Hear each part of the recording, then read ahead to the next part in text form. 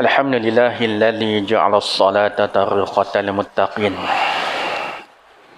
أشهد أن لا إله إلا الله وحده لا شريك له وأشهد أن محمدا عبده ورسوله اللهم صل وسلم على سيدنا محمد وعلى آله وأصحابه ومن تبعهم بإحسان إلى يوم لا ريب فيه سبحانك لا علم لنا إلا ما علمتنا إنك أنت العليم الحكيم رب اشرح لي صدري ويسر لي أمري واحلل عقدة من لساني يفقه قولي لا حول ولا قوة إلا بالله أما بعد. Pemirsa Barisan Jawatan Kuasa, tuan-tuan haji, tuan-tuan sidang jemaah yang dirahmati Allah Subhanahu wa taala. Menyambung kembali kuliah kita merujuk kepada kitab Muniyatul Musalli. Masih lagi membicarakan berkenaan dengan rukun sembahyang. Dan malam ni kita sampai rukun sembahyang yang ketiga, qiyam. Muka surat 18. Kalau kitab hak warna hijau ni lah. Kalau kitab biru tu saya tak pasti muka surat apa. Qala musannif rahimahullahu ta'ala wa nafa'ana bi'ulumihi fid daraini amin. Kata pengarang kitab Syekh Daud bin Abdullah Al-Fatani, dan ketiganya daripada rukun sembahyang, qiyam. Apa makna qiyam? Ya, ini berdiri pada sembahyang fardu. Dia kata rukun sembahyang yang ketiga adalah berdiri bagi sembahyang fardu. Sembahyang sunat kita boleh dalam keadaan duduk. Maknanya daripada awal lagi sembahyang duduk boleh. Yang ini sembahyang sunat. Adapun sembahyang fardu, disebabkan berdiri itu adalah rukun, dia kena berdiri. Nah, dia tak boleh duduk daripada awal. Sekiranya dia boleh berdiri. Kadang-kadang dia duduk daripada awal lagi. Sembahyang duduk atas kursi kan. Daripada awal lagi dah duduk dah atas kursi. Padahal dia boleh berdiri. Sebab apa kita kata dia boleh berdiri? Lepas habis sembahyang, bawa kursi itu berjalan rata boleh. Maknanya dia boleh berdiri. Melainkan memang dia tak boleh berdiri langsung. Tak apa, dalam keadaan begitu, dia sembahyang dalam keadaan duduk. Tapi kalau boleh berdiri, kena berdiri. Nah, dia berdiri ini, dia ada 3 rukun yang berkait rapat dengan berdiri. Yang pertama, yang kita sebut sebagai niat. Niat takbiratul ihram mestilah dalam keadaan berdiri. Kemudian Fatihah mesti dalam keadaan berdiri. 3 benda ni. Takbiratul ihram berserta dengan niat, dan baca Fatihah tu mesti dalam keadaan berdiri. Cuma kalau dia tak boleh berdiri lama, setidak-tidaknya masa takbiratul ihram tu dia kena berdirilah. Sekurang-kurangnya. Tapi kalau dia boleh berdiri, gagah berdiri, Fatihah pun dia kena berdiri juga. Itu. Nah. Cuma kalau tak mampu berdiri, Fatihah tu duduklah. Tang baca Fatihah tu mungkin panjang, lama. Dia tak mampu berdiri, dia duduk. Itu. Dia dalam 4 rakaat ni sebagai contoh sembahyang syak 4 rakaat kan. Rakaat pertama kita berdiri. Rakaat kedua rasa macam tak larat, kalau gagah juga berdiri, pitam, pengsan, duduk. Masuk rakaat ketiga rasa boleh nak berdiri, berdiri balik. Masuk rakaat keempat rasa macam nak rebah, duduk balik. Duduk semula. Makna 4 rakaat tu boleh berdiri, boleh duduk, boleh berdiri, boleh duduk. Berdasarkan kemampuan kita. Nah, kita sendiri tahu tak kat mana kita mampu berdiri ataupun tidak. Baik. Jadi sembahyang fardu, disebabkan dia adalah rukun, maka kena berdiri. Dan disyaratkan dia dengan dibetulkan tulang belakang. Maksudnya berdiri itu kena tegak, lurus. Nah, dan jikalau dengan bersandar sekalipun, maksudnya berdiri tegak, dia pergi bersandar kat tiang ke, dekat dinding ke, tapi berdiri tegak lah. Itu. Maka jika berdiri cenderung sekira-kira tiada dinamakan berdiri, tiada sah semayangnya. Kalau dia berdiri sengit, cenderung ni maksudnya sengit lah. Maknanya kalau orang tengok dia ni bukan berdiri ni, dia duduk sengit macam tu. Melainkan kalau dia bongkok, bongkok tu cerita lain lah. Memang bongkok tu memang sengit lah kan. Dia bukan bongkok apa saja, dia berdiri kan, sebelah kaki ke, berdiri cenderung sengit ke, condong ke, yang tidak dinamakan berdiri, orang tengok dia ni bukan berdiri ni, duk herot macam tu, maka tak sah semayang. Dan jika lemah ia daripada berdiri, maknanya kalau dia tak boleh berdiri, sekira-kira masyaqqah. Apa makna masyaqqah? Kepayahan, kesusahan yang menghilangkan khusyuknya. Maknanya kalau gagah juga berdiri itu, maknanya dia tak boleh nak fokus pada sembahyang. Contoh berdiri lama, sakit pinggang ke, sakit kepala lutut ke, maknanya dia tak boleh berdiri. Sembahyang dia tu hilang konsentrasi. Sah ia sembahyang serta duduk. Makna boleh sembahyang dalam keadaan duduk. Dan jika lemah daripada duduk, kalau duduk pun tak boleh, maka hendaklah ia berguling. Maksudnya mengiring lah, bukan berguling yang kita duk faham, duk tunggang buyung tu tak. Maknanya mengiring di atas lambung kanan. Lambung ni tulang rusuk lah. Tulang rusuk belah kanan itu lebih afdal daripada lambung kiri. Tak boleh berdiri, duduk. Dia duduk ni maknanya duduk antara dua sujud tu lah. Cuma kita hari ni duduk atas kursi. Salah? Taklah salah. Berdasarkan peredaran zaman.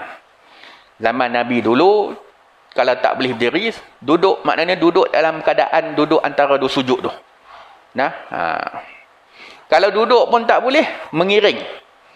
Mengiring belah kanan. Belah kiri boleh tak? Belah kiri pun boleh. Cuma yang afdal belah kanan. Dan jika lemah ia, kalau mengiring pun tak boleh, maka sembahyang dengan menelentang di atas belakang, maka mengisyarat dengan kepalanya. Kalau mengiring pun tak boleh, sembahyang telentang.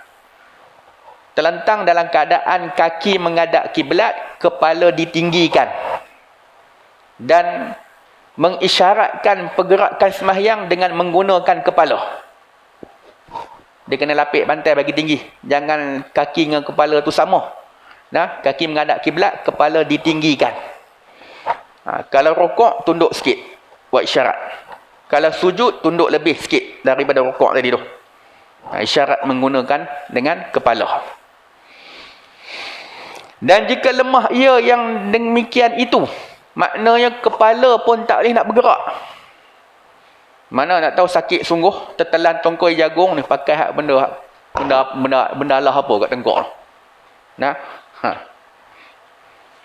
Jadi kalau kepala pun tak boleh nak digerakkan, maka dengan kelopak matanya, buat isyarat pergerakan sembahyang tu dengan kelopak mata.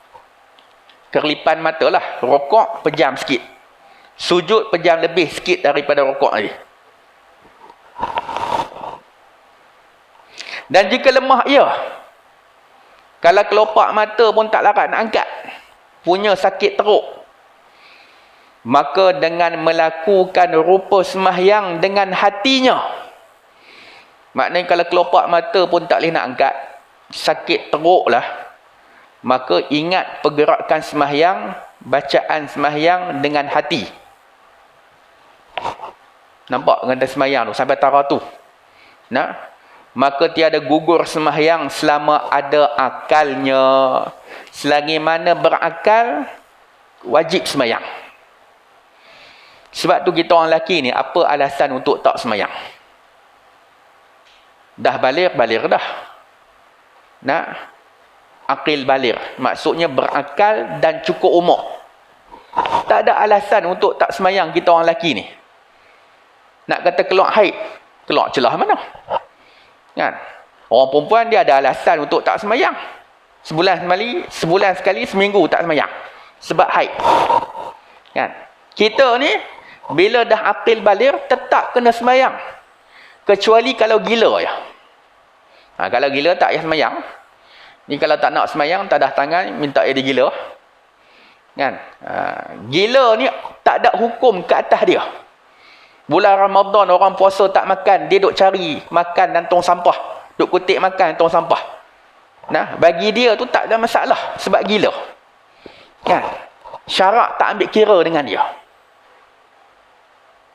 Cuma orang gila ni kita duk perhati tengok. Baju tak pakai tu biasalah kan. Tapi tak pernah lagi lah tengok orang gila tak pakai seluar. Kan? Tapi ada juga yang jenis gila. Gila nak telanjang, nak bogel.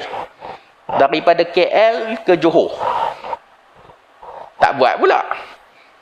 Nah, netizen kata tak payahlah daripada KL ke Johor tu jauh sangat. KL pergi Seremban cukup lah. Telanjang. Dah anak sangat. Kan? Yang tu gila juga. Itu gila bola. Kan? Gila bola. Taksub fanatik dengan pasukan dia. Nah, dan hari ni dapat cuti kan. Kan? Tu yang kata Allah bila nak bagi menang, Allah mala mani'a lima a'taitah wala mu'tiya lima mana'tah. Orang tak sangka kata KL boleh menang, tuan-tuan. Nah, last menang tu 32 tahun dulu ni. Last menang julang Piala Malaysia. Nah, 32 tahun dulu ni, kan. Jadi kalau JDT, memang orang anggap JDT akan menang lah. Nah, sebab dia jarang kalah. Nah, itu cerita bola lah, kan. Baik. Nak sebut kata gila tadi. Tak pakai baju tu biasa. Tapi tak pernah kita tengok orang gila tak pakai seluar. Hadut tidur bawah jabatan tu ada lagi. Kan? Baju tak pakai. Dulu ada lah kerap pakai, tak pakai baju kan, jalan. Tapi tak pernah tengok lah dia tak pakai seluar. Dia pun tahu juga malu tu. Kan? Satu lagi orang gila, time kita tengok dia waktu dia melintas jalan. Hidup takut nak melintas kan. Dah halang-halang hang gila, hang lintas je lah. Dah, dia tahu juga takut tu. Kan? Tu sejauh mana tahap kegilaan dia tu kita pun tak tahulah. Kan? Jadi selagi mana berakal tetap kena sembahyang. Sebab tu kita kena bertegah dengan anak-anak kita. Ni anak bagi alasan sakit perut. Tak payah sembahyang lah, pilah tidur. Anak bagi alasan sakit kepala. Tak payah sembahyang lah, pilah tidur. Padahal sakit kepala, sakit perut tu apalah sangat. Tak boleh berdiri, duduk. Tak boleh duduk, mengiring. Tak boleh mengiring, terlentang. Guna isyarat kepala. Nah, tak boleh terlentang, guna isyarat kelopak mata. Andai kata kalau kelopak mata pun tak boleh nak angkat, masuk ICU ni, penuh wire ni kat atas badan ni. Nak angkat kelopak mata pun tak larat. Ingat pergerakan sembahyang tu dengan menggunakan hati. Kalau hati pun tak boleh juga, baik mati ya. Kan? Sampai tahap macam tu. Sebab tu kita kena bertegah dengan anak. Anak bagi alasan sakit perut ke, sakit kepala, sembahyang tetap sembahyang. Nah. Cuma benda ni kena bawa bincang dengan bini lah. Dan kadang-kadang kita bertegah sebab kita duduk main dengar kuliah. Bini pula duk backup anak. Anak kita demam. Allah, Pak Hang tu pun duk suruh buat apa? Anak kan demam. Nak suruh sembahyang buat apa? Anak demam. Biar pilah anak tu tidur tak sembahyang tak apa. Pak Hang tu pun baru ni sembahyang, dulu pun tak sembahyang juga. Tu yang payah. Kan? Bila bini kata macam tu, checkmate terus kita. Kan? Memanglah dulu kita pernah tinggalkan sembahyang. Dan tak ada siapa tegur kita. Kan? Hari ni bila Allah bagi kesedaran betapa pentingnya sembahyang selagi mana berakal, maka kena jagalah sembahyang tu. Kena jaga. Nah. Tu yang kata sembahyang. Dia tak macam ibadat lain. Puasa. Kalau sakit, tak payah puasa. Ganti dengan hari yang lain. Nah. Wa in kana maridan aw ala safarin fa iddatum min ayyamin ukhra. Kata Allah, jika sekiranya kamu sakit, nah, Allah tak sebut sakit macam mana. Dan Nabi pun tak spesifikkan sakit yang bagaimana. Asalkan sakit. Sakit lah. Tak kira lah sakit perut ke, sakit kepala ke, demam ke. Tak boleh nak puasa, buka puasa. Ganti pada hari lain. Ataupun kita musafir. Tak payah puasa hari tu, ganti pada hari lain. Nampak yang kata puasa tu, kalau sakit, boleh buka. Tak payah puasa. Zakat. Tak cukup haul, tak cukup nisab. Tak payah keluar zakat. Haji. Kalau tak berkemampuan, tak payah tunai haji. Tu yang kata Islam ni mudah sungguh. Tapi sembahyang tak boleh. Sembahyang kok mana pun tetap kena sembahyang. Sakit teruk macam mana pun selagi mana berakal, tetap kena sembahyang. Sebab tu bila kita ziarah kawan-kawan kita yang suatu ketika dulu rajin main surau, dengar kuliah apa semua, bila sakit terlantang atas katil hospital tu, kita dengan dia rapat ni. Kita pesan kat dia ni, sembahyang tak gini? Sembahyang lah. Kan? Makna kita dengan dia rapat dan kita kenal dia. Dia ni jenis kaki surau. Tak pernah tinggal sembahyang jemaah. Cuma Allah uji dia sakit terlentang atas katil hospital menyebabkan dia tak sembahyang. Kan? Dia kata ustaz cakap senang lah sakit. Sebab sakit ni dia dekat dengan mati. Biarlah kita mati tu dalam keadaan kita sembahyang. Maknanya sembahyang takat keadaan kita lah. Duduk atas katil tu tak apa. Sembahyang. Kan? Nah, takat kemampuan kita. Nah, pesan macam tu, sembahyang tak kena. Nah, sembahyang jangan tinggal. Nah, kita ni sakit teruk nak mati ni, sembahyang tak jangan tinggal kan. Selagi mana berakal tetap kena sembahyang. Ni kadang-kadang bila buat kenduri tu, bapa pengantin tu tak sembahyang. Ada tuan-tuan. Nah, tu yang jenis main kaki surau tu, kaki sembahyang jemaah. Bila buat kenduri anak kahwin, hak bapa pengantin tu tak sembahyang. Pengantin tu telah lah. Tambah pengantin perempuan tu, make up pukul 10.30 pagi tu. Nak jaga make up tu sampai pukul 5 petang tu. Nah, dengan zuhur ke mana, dengan asap boleh tentu lagi tu. Tu hak pengantin. Ni bapa pengantin ni. Saya hak jenis hak kenal-kenal tu, bila kita pergi pukul 3 sampai rumah kenduri tu, duk kan tanya ni, Haji, sembahyang Allah, ustaz lupa. Tu hak jenis kaki surau tu. Pukul 3 tak sembahyang zuhur ni. Pergi sembahyang. Nah. Ada yang setengah tu, no, tak ada ustaz, kalut. Kan? Kalau pergi sembahyang rugi envelope. Kan? Ada yang jenis macam tu pun ada tuan-tuan. Nah. Tu hak kaki surau tu, hak kaki masjid kaki surau tu. Nah. Bila buat kenduri kahwin anak, bapa pengantin tak sembahyang. Nah, jadi sibuk macam mana sekalipun nak urus kenduri anak, jangan sampai tak sembahyang. Nah, baik. Sebab tu Allah kata sembahyang ni berat. Wa innaha lakabiratun. Sesungguhnya sembahyang ni berat.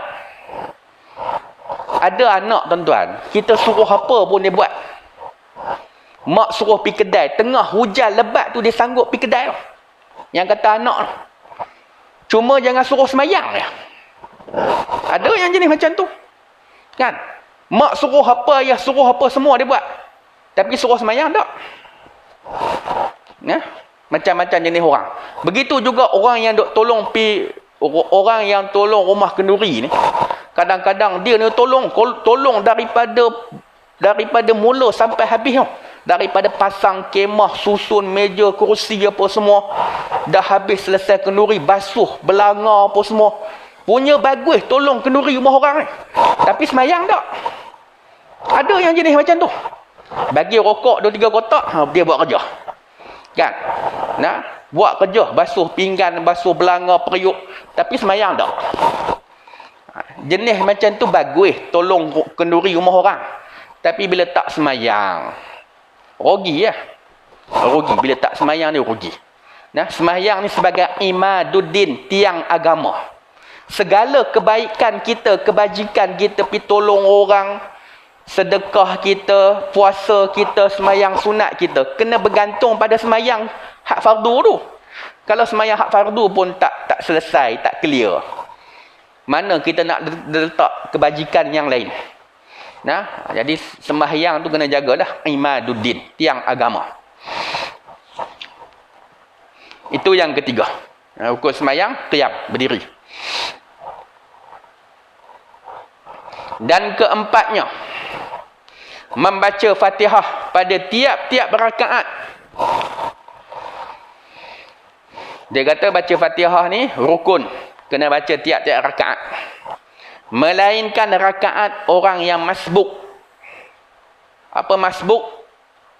Makmum yang tak sempat membaca Fatihah ataupun makmum yang tak sempat menghabiskan bacaan Fatihah. Dia ada dua keadaan. Yang kata masbuk ni, ada yang tak sempat baca langsung Fatihah, ada yang baca tak habis semasa berdirinya imam. Maknanya imam sebelum rukuk, imam rukuk, dia tak selesai lagi bacaan Fatihah. Dia dikira sebagai masbuk. Nah, maka boleh untuk dia tak baca Fatihah. Dan masbuk ni boleh berlaku pada tiap-tiap rakaat. Dia tak semestinya rakaat pertama. Contoh rakaat pertama kita muafiq. Muafiq ni kita ada kesempatan baca Fatihah sebelum imam rukuk. Nah, disebabkan terlampau sesak apa semua, menyebabkan kita nak sujud tak boleh ataupun kita ketinggalan 3 rukun yang panjang. Bila rakaat kedua kita baca Fatihah tak sempat habis, imam dah rukuk dah. Nah, maka kita rakaat kedua dikira sebagai masbuk. Nah, jadi masbuk tu tak semestinya rakaat pertama. Boleh jadi pada rakaat kedua pun boleh, ketiga pun boleh, keempat pun boleh, kan? Nah, itu. Jadi baca Fatihah tu rukun, wajib baca pada tiap rakaat, melainkan rakaat orang yang masbuk. Adapun orang yang bila imam lagi salam, beralih belakang tengok hak jenis tambah rakaat tu, yang tu kita kata masbuk kan. Yang tu bukan masbuk, yang tu makmum lambat. Masbuk ni dia masih lagi makmum, dia masih lagi berimamkan imam. Yang kata masbuk tu cuma dia tak sempat baca Fatihah ataupun dia tak sempat nak selesaikan bacaan Fatihah. Nah, yang lepas imam bagi salam kita beralih tengok duk tambah rakaat, yang tu bukan makmum masbuk, yang tu makmum lambat. Nah, kan? Jangan bagi lekat perangai lambat tu. Bila dah lekat perangai lambat tu sampai ke sudah lambat. Kadang-kadang kat rumah tu dia dah siap dah, saja dia duduk tunggu habis azan dulu. Nah, jalan slow-slow pergi surau, dah jenis memang lambat, dah lekat tabiat lambat tu. Kadang-kadang orang yang sama, percayalah, asal kita beralih belakang ni tengok dia ni lagi, esok beralih belakang tengok dia ni lagi, tiap-tiap hari lambat. Kotlah sekali-sekala, tak apalah kot, sekali-sekala ni asal lambat je dia, asal dia je lambat. Tapi kira baguslah datang semayang jemaah daripada hak tak main langsung tu. Tapi bila dah lekat perangai lambat tu, tu yang payah nak berubat. Payah nak berubat. Dulu masa sebelum dengar kuliah, dia tak reti nak tambah rakaat. Kalau datang tengok-tengok imam rakaat kedua, dia jadi confused. Dia nak buat macam mana tu imam rakaat kedua ni? Kan? Kadang-kadang ligan imam tu. Kan? Daripada mula sampai habis, sampai duduk tahiyat awal bersama dengan imam tu. Sebab tak reti nak tambah rakaat. Datang awal. Nah, imam tak datang, dia datang dah. Sebab dia tak reti nak tambah rakaat. Bila belajar tambah rakaat ni, tiap-tiap hari masbuk. Ya, sebab dah reti tambah. Ya. Tujuan kita belajar tambah rakaat masbuk tu bukan untuk diamalkan. Tu sebagai spare. Ilmu tu sebagai spare lah, bukan untuk diamalkan. Nah, itu. Jadi jangan lekat perangai lambat tu. Nah, bila dah lekat perangai lambat tu payah nak berubat. Kan? Kadang-kadang hari Jumaat pun lambat. Hari Jumaat. Nah. Dekat-dekat imam nak baca, nak atas member khutbah baru dia sampai. Sampai tu pula kalut nak masuk dalam, nak duduk suruh depan. Ya.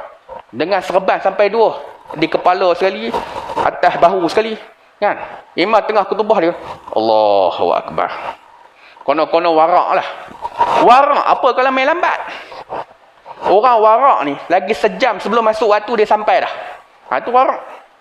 Tiap-tiap minggu muka yang sama. Koklah sekali-sekala tak apalah. Ni tiap-tiap minggu orang yang sama. Dia dah lekat perangai lambat dia tu. Nah, tapi tengok pakaian tu bukan main lagi dengan jubah dengan serban, tapi main lambat. Warak apa macam tu? Ya. Kadang-kadang menyampah atau menyampah. Nah, kita tengah khutbah dia baru masuk. Allahu Akbar. Kono-kono warak lah. Kan? Padahal muka yang sama lambat tiap-tiap minggu muka dia lah. Muka dia contoh kan. Jadi jangan bagi lekat perangai lambat tu. Nah, tambah Jumaat kena main awal.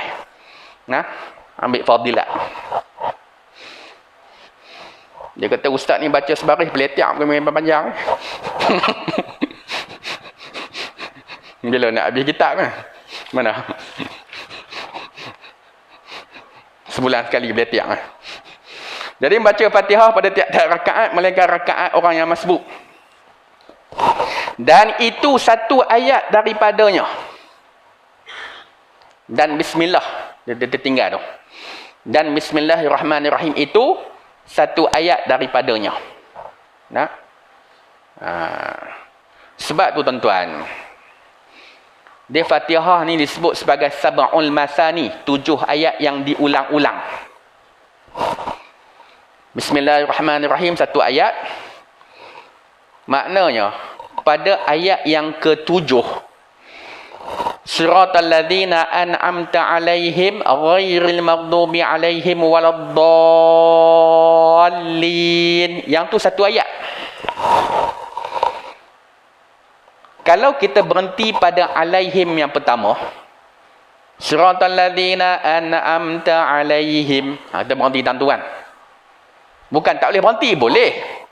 Cuma lepas pada tu ghairil maghdubi 'alaihim waladdallin. Dia jadi 8 ayat campur dengan bismillah tadi tu. Jadi nak mengelakkan selisih pandangan dalam kalangan ulama dalam mazhab Syafi'i, mungkinlah nafas kita tak cukup panjang nak baca siratal ladzi sampai waladdallin tu. Jadi tuan-tuan nak mengelakkan perselisihan di kalangan ulama, tuan-tuan berhenti pada 'alaihim yang kedua. Kalau nafas tak cukup panjang, berhenti pada 'alaihim yang kedua, ambil balik 'alaihim yang pertama. Siratal ladzina an'amta 'alaihim ghairil maghdubi 'alaihim. Berhenti tentu. Nafas tak boleh pergi dah. Ambil balik ghairil maghdubi 'alaihim waladdallin. Itu. Nak mengelakkan perselisihan ulama yang mengatakan kalau berhenti 'alaihim pertama dia jadi 8 ayat. Jadi nak elakkan pandangan yang perselisihan tu, berhenti 'alaihim yang kedua, ambil balik 'alaihim yang pertama. Itu. Walau bagaimanapun, tak menjadi kesalahan kalau kita berhenti 'alaihim yang pertama, kemudian kita teruskan ghairil maghdubi 'alaihim waladdallin. Tak salah. Cuma nak mengelakkan perselisihan di kalangan ulama dalam mazhab Syafi'i. Nah, itulah. Sebab bismillah tu satu ayat daripadanya, daripada Fatihah tu. Dan bila kita baca Fatihah, dia ada 2 cara. Pertama, baca secara waqaf. Apa makna waqaf? Baca secara berhenti. Bismillahirrahmanirrahim. Bila baca secara waqaf, habis dan putuskan nafas. Masuk ayat yang kedua, ambil nafas yang lain. Alhamdulillahi rabbil alamin. Habis dan putuskan nafas yang tu, ambil nafas yang lain. Ar-Rahmanir-Rahim. Baru betul secara waqaf tu. Ni dia baca Bismillahirrahmanirrahim. Alhamdulillahi rabbil alamin. Ar-Rahmanir-Rahim. Maliki yaumiddin. Dalam nafas yang sama. Yang ni nak kata waqaf pun tidak, wasal bersambung pun tidak. Nah, Kalau baca secara waqaf, satu nafas, satu ayat. Macam tu. Kalau kita baca secara wasal ni bersambung. Boleh dengan satu nafas, dengan syarat kita sambung baris yang belakang tu. Contoh. Bismillahirrahmanirrahim. Alhamdulillahi rabbil alamin. Arrahmanirrahim. Maliki yaumiddin. Iyyaka na'budu wa iyyaka nasta'in. Ihdinas siratal mustaqim. Saya takat tu ya boleh. Tak boleh. Tu pun menah. Kan? Ada orang nafas dia panjang daripada bismillah sampai waladdallin. Satu nafas. Boleh. Boleh. Dengan syarat sambung yang belakang tu. Baris belakang tu sambung. Sampai waladdallin. Yang tu tak apa dengan senafas. Tu baca secara wasal. Kalau kita baca secara waqaf, satu ayat, satu nafas. Jangan satu nafas sampai 3-4 ayat. Nak kata berhenti pun tidak, sambung pun tidak.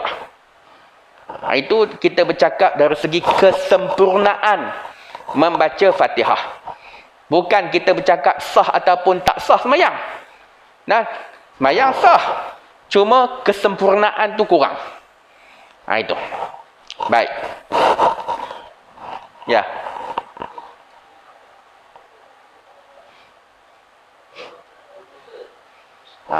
Curi napahan.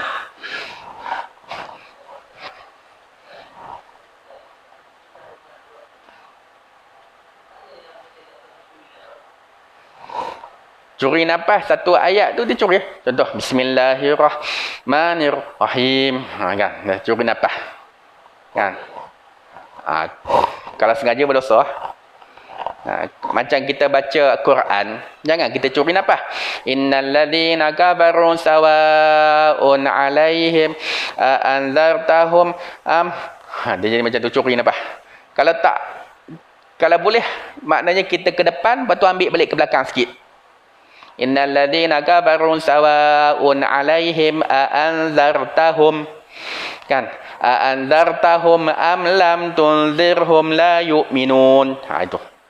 Jangan anzartahum am lam tunzirhum. Macam tu kan, curi nafas. Yang tu berdosa lah. Tapi kalau budak tak apalah, kan? Tapi kita dah akil balik, dah tua ni, baca secara tartil, antaranya baca jangan curi nafas. Kalau tak cukup nafas, ambil balik hak ke belakang tu sikit. Tengok tempat lah nak ambil tu. Bukan semua keadaan boleh ambil, dia ada dekat mana nak ambil tu kan. Itulah. Macam azan kan. Hayya 'alas salah. Tu curi nafas tu. Tapi azan tak salah curi nafas. Cuma jangan baca Quran tu curi nafas. Ada lagi soalan?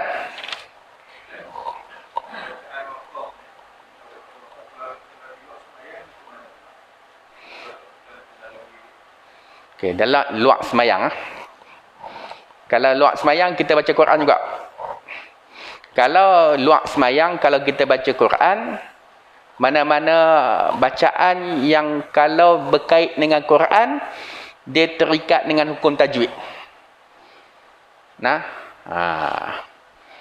Maknanya kena jagalah dengung, idram. Itulah kalau luar semayang. Baca Quran, kalau luar semayang pun kena jaga juga hukum tajwid tu. Tapi kalau bacaan tu kita convert kepada doa. Kan? Saya pernah sebut kan, kalau doa daripada ayat Quran memang kena dengung. Wa fil akhirati hasanatan wa qina adzabannar. Kan? Maknanya kena dengung lah sebab ayat Quran kan. Tapi kalau kita baca doa, bukan diambil daripada ayat Quran. Doa lepas baca Quran, Allahumma arhamna bil Quran waj'alhu lana imaman wa nuran. Kita jadi dengung lebih kan. Padahal yang tu bukan ayat Quran, yang tu doa. Jadi kalau tak dengung pun tak ada masalah. Imaman wa nuran wa hudan wa rahmah. Itu boleh lah. Kan? Doa kunut bukan ayat Quran. Ya, wa tawallani fi man tawallait fi man didengung kan. Nun mati bertemu dengan ta. Ifak hakikian. Yang tu kalau ayat Quran memang kena dengung lah. Tapi kalau doa kunut bukan ayat Quran. Jadi kalau tak dengung pun tak menjadi kesalahan. Wa tawallani fi man tawallait. Kita jelaskan. Pun boleh. Nah, okey. Ada lagi soalan? Ya, Tuan Haji. Okey.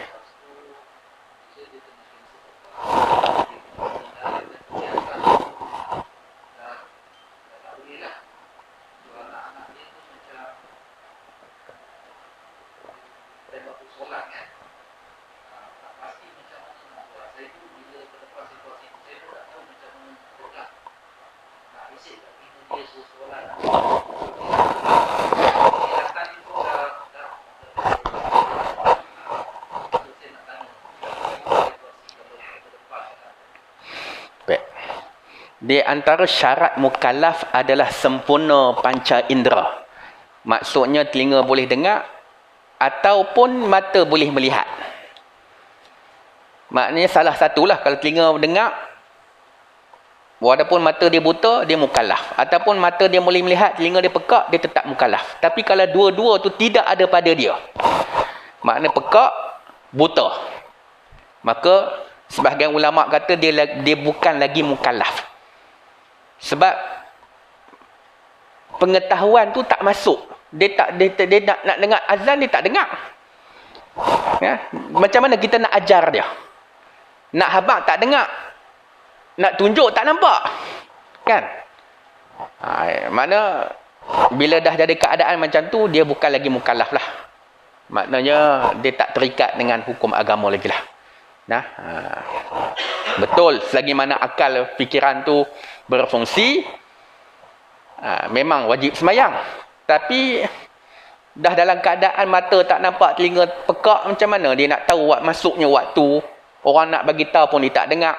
Kan, mata pun tak nampak, nak tengok jam dah masuk ke belum waktu. Jadi dia di situ sebagai ulama kata dia bukan lagi mukallaf. Nah, Allah A'lam. Doa iftitah bukan ayat Quran. Nah,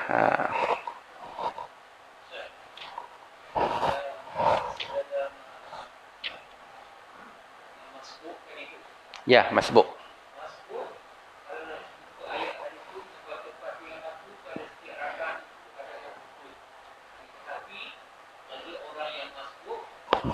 Melainkan lah.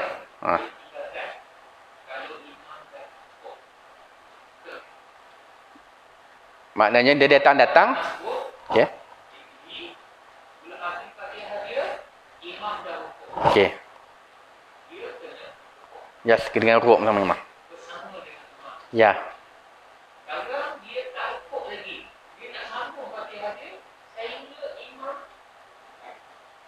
Tidak.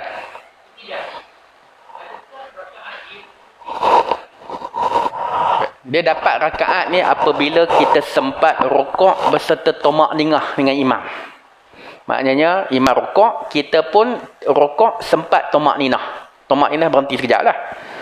Kalau imam rukuk, elok kita nak rukuk, imam dah panggung kepala, selisih, maka tak dapat rakaat. Sebab tu bagi makmum yang masbuk, dia main lambat. Dia main datang, imam dah baca surah dah. Jadi dia takbiratul ihram, Allahu Akbar, terus baca Fatihah. Jangan duk kalut nak baca doa iftitah, baca Fatihah. Baca sampai dekat Maliki Yaumiddin, imam rukuk. Habis surah imam rukuk kan. Jadi dia pun terus rukuk dengan imam. Dia dapat rakaat. Kalau dia gagah nak habiskan bacaan Fatihah dia, elok dia nak rukuk, imam dah bangun, yang tu tak dapat rakaat. Maknanya sembahyang dia masih lagi boleh ikut imam, cuma lepas imam bagi salam dia kena tambah rakaat tu lah. Tambah rakaat disebabkan dia tak sempat nak kita rukuk dengan sembahyang imam. Nah. Macam mana? Pada rakaat pertama dia lah.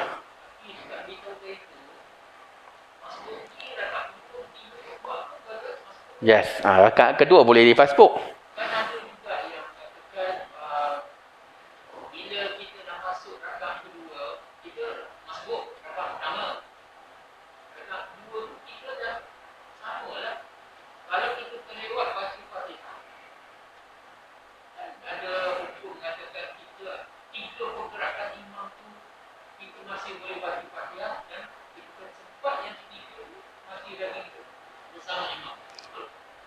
dibenarkan ketinggalan 3 rukun yang panjang.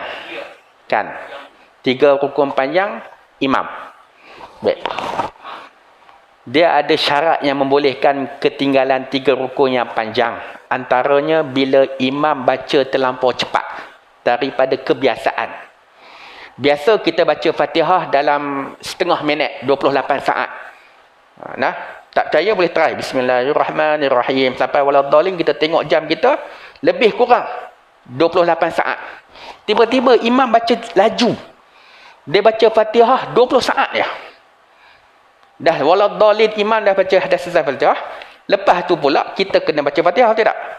Lepas tu pula imam baca surah pendek, inna ataina ya. Inna ataina kalau kau sarfa fasholli li rabbika wanhar inna syani'aka huwal abtar. Allahu akbar. Kita jadi ceramah lah. Kita baru maliki yaumiddin. Kan? Jadi ketika itu kita boleh ketinggalan 3 rukun yang panjang. Tak apa, biar apilah imam rukuk dia tidak apa semua. Maknanya 3 rukun yang panjang, rukuk, sujud yang pertama, sujud yang kedua. 3 rukun panjang. Iktidal dengan duduk antara 2 sujud tu rukun pendek. Tak dikira. Maknanya lepas imam selesai sujud yang kedua, sebelum imam bangun rakaat kedua tu, kita dah rukuk. Dah habis Fatihah, kita dah rukuk. Kira kita dapat rakaat tu. Bila kita dah rukuk iktidal apa semua, imam rakaat kedua baca Fatihah ni. Elok kita berdiri rakaat kedua, imam dah tak rukuk pula. Nampak situasi tu? Jadi kita rakaat kedua jadi masbuk lah. Kita boleh terus rukuk sekali dengan imam. Makna baca takat mana Fatihah kita sempat saja. Nampak situasi tu? Makna rakaat kedua kita bukan lagi muafiq. Muafiq dibenarkan ketinggalan 3 rukun. Rakaat kedua kita dah jadi masbuk. Yang tu kena rukuk sekali dengan imam lah. Wallahualam. Ya.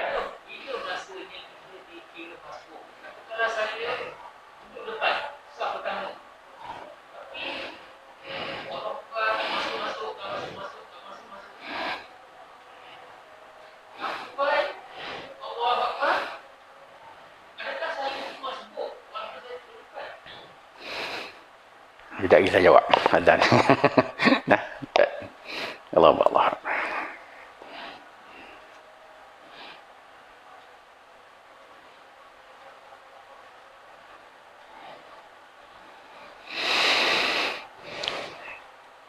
Asyhadu an la ilaha illallah.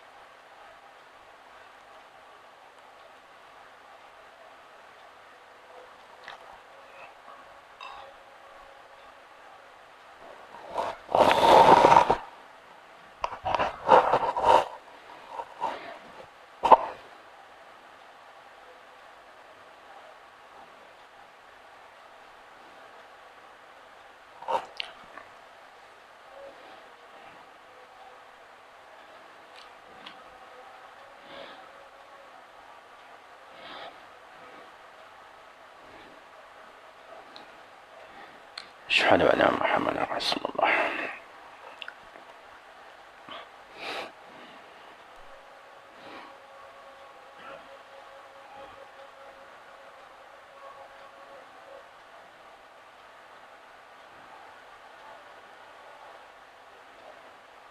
La haula wa la quwwata illa billah.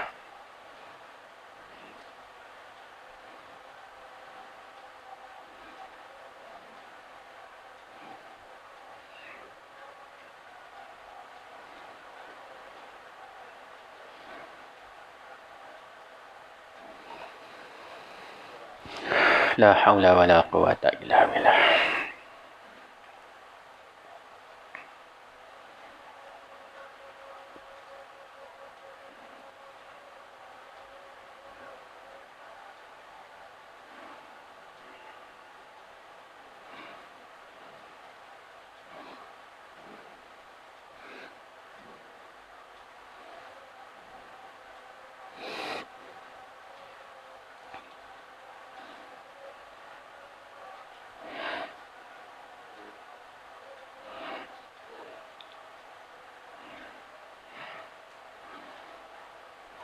La haula wala quwwata illa billah.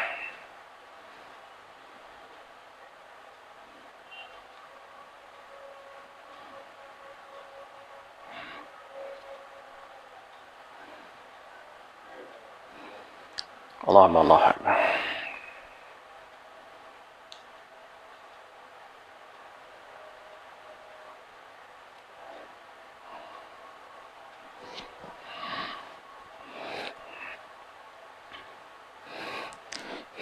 لا إله إلا الله نمر محل دعوة تمح والصلاة القائمة سيدنا محمد عليه والصلاة على قدره وشرف ودرجة على درجة أربع سمقا محمودا إلى كمال.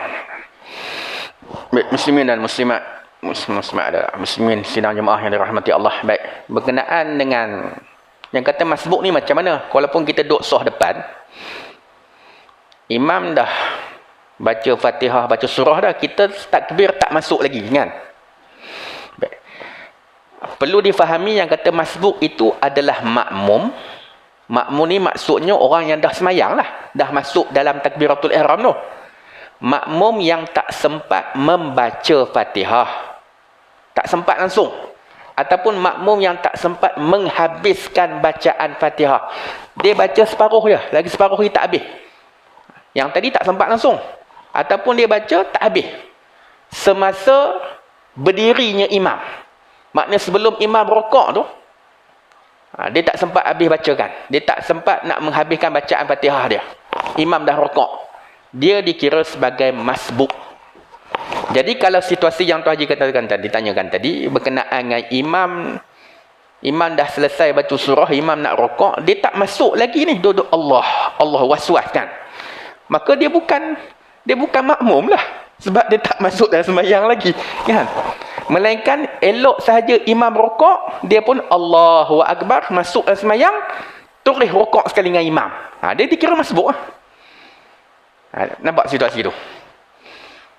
Maknanya dia dikira masbuk bila sempat rokok sekali dengan imam. Walaupun tak sempat nak baca ataupun nak habiskan bacaan Fatihah dia. Itu satu hal. Satu hal lagi, dia ditipu oleh syaitan. Waswas tu adalah tipu daya syaitan bagi orang semayang. Waktu imam baca Fatihah, doa Allah wa akbar, tak masuk niat kan. Imam baca surah, doa Allah, tak masuk niat. Elok imam rokok dia pun Allahu Akbar. Mudah pula masuk. Yang tadi imam baca Fatihah tak masuk-masuk, imam baca surah tak masuk-masuk, elok imam rokok, dia pun Allahu Akbar. Kan? Lepas tu terus rokok sekali dengan imam. Awak tu, Fatihah imam tanggung, aku masbuk. Kan? Apa? Memang dari segi hukum sah lah sembahyang dia. Sebab dia masbuk, dia tak baca Fatihah lah, imam tanggung Fatihah dia. Saya menjawab soalan tadi. Baik. Ya.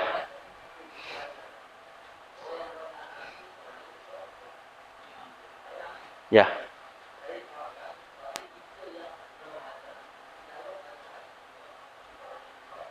Ya.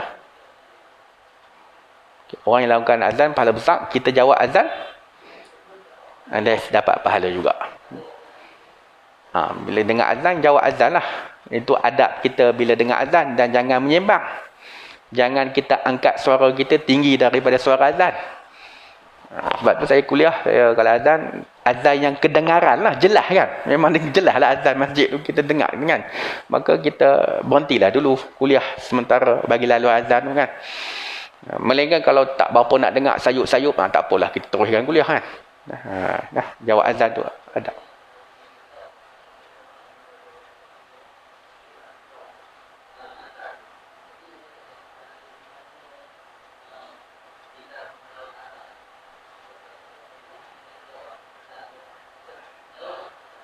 Macam mana? Sekali?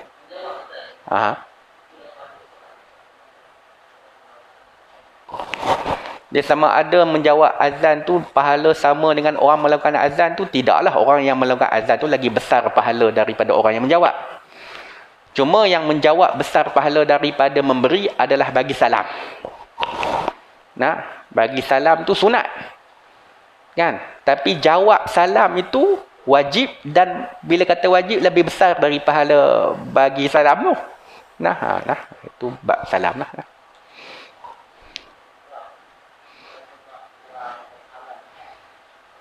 Salah pula dah. Okey, baik. Okey, baik.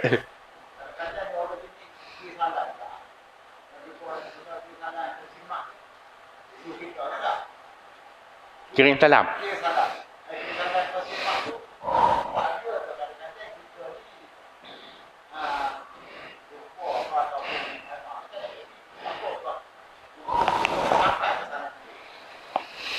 Ya, sama juga orang nak pergi Mekah kan. Kirim salam pada Nabi. Kan menyusahkan orang nak pergi Mekah tu. Kan? Dia nak bawa salam kita lagi. Nak ingat barang orang duk pesan nak beli lagi. Kan? Kita sendiri boleh bagi salam pada Nabi. Kan? Bahkan ada malaikat yang tolong bawa selawat dan salam kita pada Nabi. Kan? Tak payah duk kalau susah-susah suruh orang pergi Madinah ni, hampir ziarah kubur Nabi, makam Nabi, hang kirim salam kat Nabi lah. Ya. Jadi kepala otak orang nak pergi duduk pikir salam kita lah, barang nak beli macam kan. Dia nak buat ibadat terganggu kan. Baik, ni persoalan ni bukan salam dengan Nabi. Ni nak pergi, hang nak pergi kedai, hang kirim salam kat tuan kedai lah. Kan? Baik. Kalau dia suruh macam tu tak wajib. Tak wajib kita sampaikan salam. Melainkan kalau dia kata hang tolong kirim salam dekat tuan kedai dengan lafaz Assalamualaikum. Dia sebut jelas dengan lafaz Assalamualaikum. Maknanya dia sebut, kita bawa salam itu, sampaikan. Itu wajib. Nah, kalau dekat kirim salam dekat dia, lama tak nampak muka kat surau, kirim salam dekat dia. Yang tu tak wajib lah. Nah, ini jadi bergaduh pula kan. Baik. Ya. Ya. Ya, faham. Bukan tu aja lah, saya pun sama. Kan? Ya. Ya.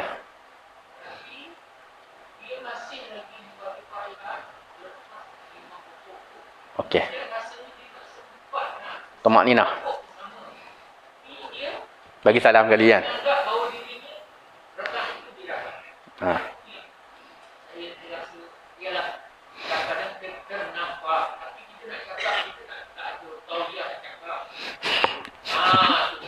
Kita tak tahu dia, tak wani nak tegur.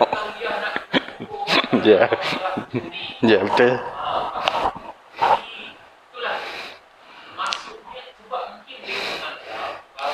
Ya. Ya.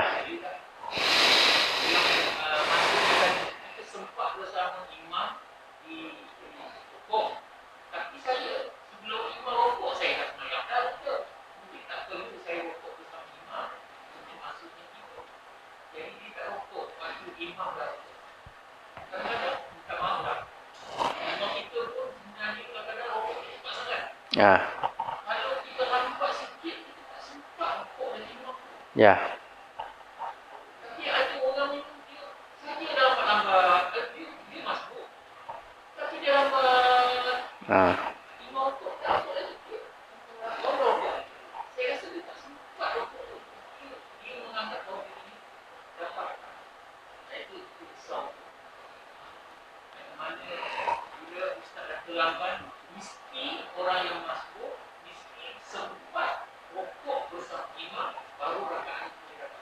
Ya, betul. Sebab tu tuan-tuan, membezakan kita orang yang main dengar kuliah dengan orang yang tak dengar kuliah. Membezakan orang yang ada pengetahuan dengan orang yang tidak ada pengetahuan. Qul hal yastawil ladzina la ya'lamuna wal ladzina la ya'lamun. Katakanlah, adakah sama orang yang ada pengetahuan dengan orang yang tidak ada pengetahuan? Tak sama. Sebab tu sembahyang ni kita kena upgrade dan update. Memanglah dulu kita beranggapan asalkan aku sempat masuk sembahyang, baca Fatihah, walaupun selisih dengan imam, tak dapat tomak ninah dalam rukuk pun kita rasa aku dapat rakaat, betul tak? Kita rasa macam tu, kita rasa kita betul. Tapi tanpa berdasarkan pengetahuan ilmu, maknanya apa yang kita rasa betul itu kira tak betul je.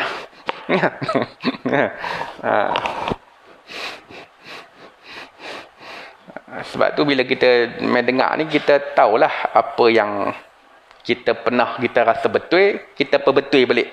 benda yang kesalahan yang pernah kita buat lah. Nah, saya nak perhabis sikit lagi lah. Ya.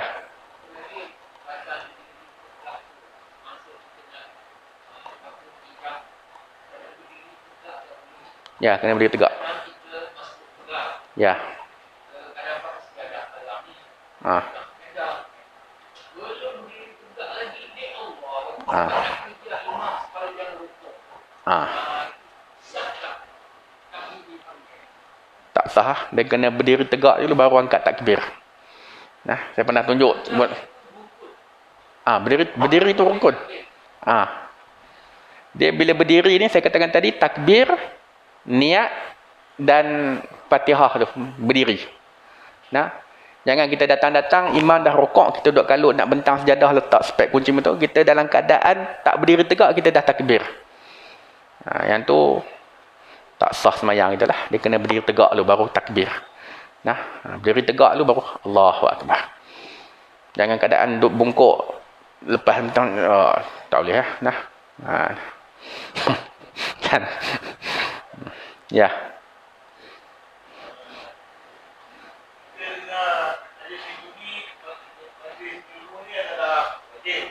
Ya. Lepas tu kalau kita datang ke masjid, kita disunatkan pada satu masjid. Ya. Jadi saya nampak kawan mau masuk, kita dalam masjid. Jadi betul lah, maknanya kita makan yang wajib itu boleh sunat. Ya. Semain Jumaat tadi ada tazkirah. Jadi ada ustaz yang bagi tazkirah. Itu ada orang mau masuk ke surau ni, dia satu masjid. So, yang mana yang patut dibuat? Sedangkan kita patut masuk dulu dengan tazkirah daripada ustaz ataupun kita semayang satu masjid. Yang mana lebih utama? Baik. Dia beza antara masjid yang memang dikatakan sebagai masjid kan. Macam masjid Muttaqin tu masjid lah. Adapun kita surau yang dinaik tarafkan sebagai surau Jumaat. Cuma tahiyatul masjid ni pada masjid tu memang tetap ada lah. Cuma pada surau ni khilaf di kalangan ulama'. Ada ulama' kata ada dengan syarat surau tu memang hidup 5 waktu. Kan? Maka surau yang dinaik taraf sebagai Jumaat boleh kita buat tahiyatul masjid di surau yang buat Jumaat. Dengan syarat surau tu hidup 5 waktu lah. Tapi kalau surau yang dinaik taraf sebagai surau Jumaat, maka macam surau PWTC buat Jumaat juga kan. Tapi tak hidup 5 waktu. Kan? Waktu Zuhur Asar ada lah orang. Maghrib Isyak Subuh mana ada orang. Kan? Yang tu tidak ada tahiyatul masjid bagi surau yang demikian. Nah, baik. Jadi bila ada majlis ilmu di surau ataupun di masjid, maka kita nak semayang tahiyatul masjid ke ataupun kita nak duduk terus dengan kuliah ilmu. Baik. Dia berdasarkan apa yang disampaikan oleh penceramah tu. Kalau penceramah ataupun ustaz tu menyampaikan sesuatu yang kita tak pernah dengar ataupun sesuatu yang baru bagi kita, maka afdal kita pergi terus duduk dengar kuliah. Dan ganti dengan al-baqiyatus salihat, subhanallah walhamdulillah wala ilaha illallah wallahu akbar, disebabkan kita tak semayang tahiyatul masjid. Ganti dengan tasbih itulah. Nah, tapi kalau kita masuk kita dengar sesuatu benda yang kita pernah dengar sebelum ni pun ustaz duk sebut benda yang sama aja. Kan? Cuma kita nak ulang kaji balik refresh, maka semayang tahiyatul masjid itu lebih aula. Cuma semayang tahiyatul masjid secara ringkas. Maksud ringkas ni macam mana? Takbir Allahu Akbar, terus baca Fatihah. Tak perlu baca doa iftitah. Habis Fatihah, rukuk, tak payah baca surah. Rukuk pun baca subhana rabbiyal azimi wa bihamdihi sekali ya. Nah, kita ringkaskan semayang 2 rakaat tu. Kemudian dah selesai kita duduk dengar kuliah. Itu antara keutamaan lah. Nah, sama juga kalau kita pergi sampai masjid, imam dah khutbah. Nah, kita boleh semayang tahiyatul masjid dengan syarat ringkaskan semayang tu sebagaimana kita sebutkan tadilah.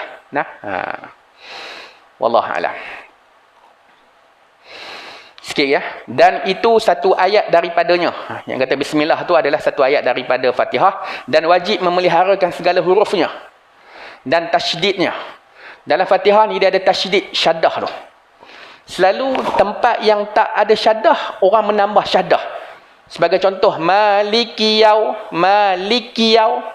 dia menambahkan syaddah pada kaf. Salah.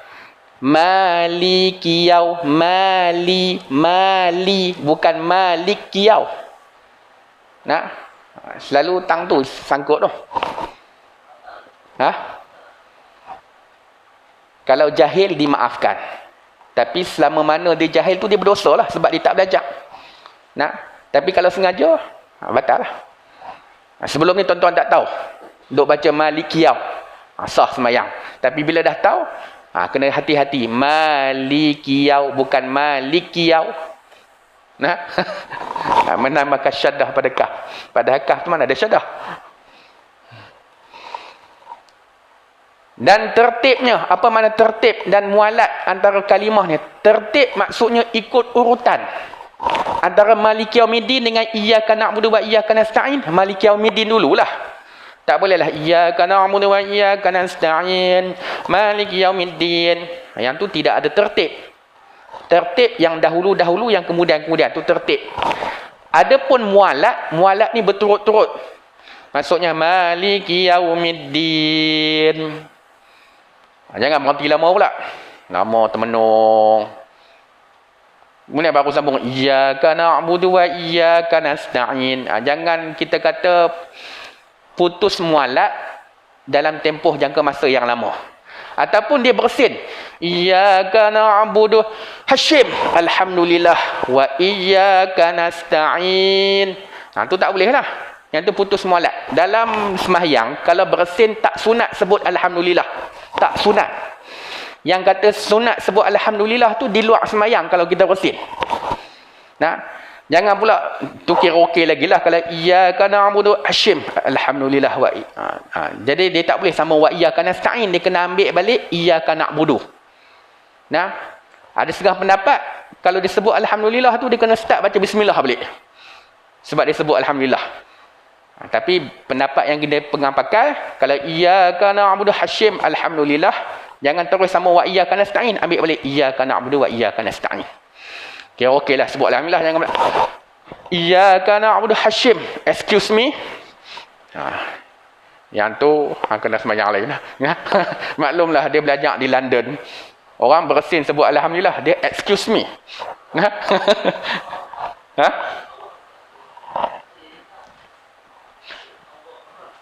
Bersin sebut Allah Akbar. Jadi kalau macam tu ulang baliklah ayat tu, ulang balik kepala ayat.